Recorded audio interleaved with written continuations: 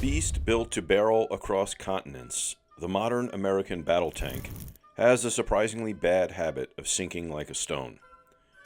Imagine designing a heavyweight boxer only to drop him in the deep end of a pool. From the icy waters off Normandy to the balmy coasts of Florida and the Gulf, dozens, possibly hundreds of U.S. tanks now spend their retirement quietly rusting underwater, far from the battlefields they were made for. How many are down there exactly? Good luck finding a neat list. Between combat losses, botched training runs, and tanks being deliberately dumped to form artificial reefs, we're talking about hundreds, not just a few stragglers. And their watery graves tend to fall into three camps. Those that never made it to shore, those that went down with their transport ships, and those that were sacrificed for marine real estate. Normandy. Amphibious was more of a suggestion. If you've ever heard of sunken American tanks, it's probably the infamous Sherman DDs, or duplex drive amphibious tanks meant for D-Day. The idea was clever. Wrap a tank in a flotation screen, bolt on some propellers, and voila, an armored boat. In reality, it was like tossing 30 tons of steel into the waves and hoping Poseidon was feeling generous. On the morning of June 6, 1944, the U.S. 741st Tank Battalion launched 29 of these things into the surf off Omaha Beach. 27 sank. No, that's not a typo. Crews either swam for it or didn't make it out. The missing tanks were a big reason Omaha turned into a bloodbath in those early hours. Zooming out to the entire D-Day operation, about 290 DD tanks were used, with roughly 120 launched at sea.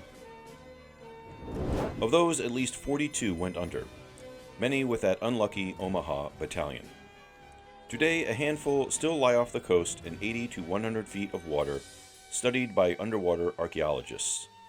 The French even pulled one up and parked it in the, well, I'm not going to try and pronounce that French-named museum, but here it is spelled out on the screen. The rest remain where they fell, steel ghosts of an invasion gone sideways. Sunk in transit. Tanks that never saw combat. Some tanks never got the chance to sink on their own. They were sitting ducks in ship holds when torpedoes struck. Case in point, the SS Empire Heritage.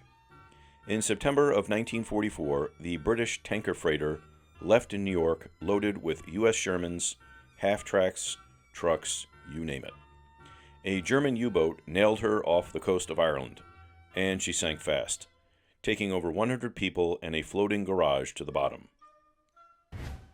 Today, divers explore rows of Sherman tanks lying like dominoes in the deep. And that was just one ship. The entire Battle of the Atlantic saw years of convoys lugging armor to Europe, North Africa, even Russia. The records show ship losses but rarely list every tank on board. So the actual number of underwater tanks from sunken ships? Probably massive. And hey, sometimes the sea didn't even need help. During a rehearsal for the southern France invasion, a Sherman from the 753rd Tank Battalion went down off Italy. Doesn't matter if the gun's loaded, the ocean plays for keeps. Oops, the accidental sea burials. Not every tank hit the water in a blaze of glory. Some just, well, slipped. Training screw-ups, stormy weather, lousy navigation, or just plain bad luck meant tanks occasionally fell off ramps during amphibious landings. Sometimes they were pulled back up.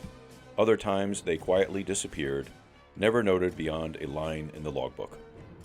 From the Pacific to Europe, U.S. ships lost their armored cargo in all sorts of unceremonious ways. And since modern militaries don't exactly publish "we dropped a tank" reports, it's anyone's guess how many steel carcasses are lurking below. Still, divers keep stumbling on random tanks with no historical footprint, so the sea's collection keeps growing. Reef X. From warfighter to fish condo. Fast forward to the 1990s. and now the military is tossing tanks into the sea on purpose. Post-Cold War, the Pentagon was up to its ears in surplus M60 tanks.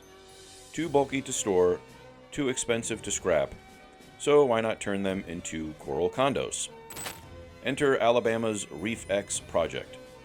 In 1994, they partnered with the military to dump 100 cleaned-up M60s into the Gulf, dropping them in 70 to 110 feet of water as part of an artificial reef program.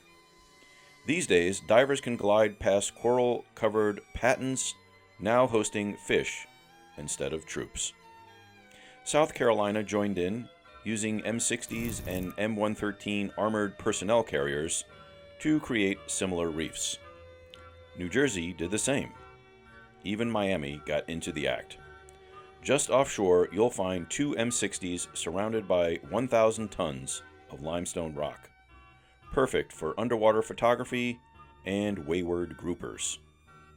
Tally up Alabama's 100, add the other states' projects, and the total number of reefed tanks easily rivals or exceeds the losses at Omaha Beach. Rust in peace, a final inventory. So what do we make of all of this? Sunken American tanks break into 3 categories. The tragic, like the Omaha DDs, tied to brave crews and broken plans. The forgotten, lost with their ships, rarely seen and rarely counted. The repurposed, stripped, scuttled, and now playing host to schools of fish. All were born as instruments of war. Some never fired a round.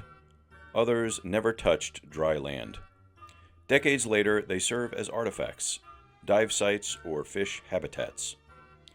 It's a strange kind of poetry. The very machines we built to wage war now forming the foundations of new ecosystems. That 50-ton symbol of dominance? Just another perch for a curious grouper. For a weapon meant to roll across continents, ending up as underwater scenery is both a cruel punchline and a fitting epilogue. The tank tried to cross the sea and lost.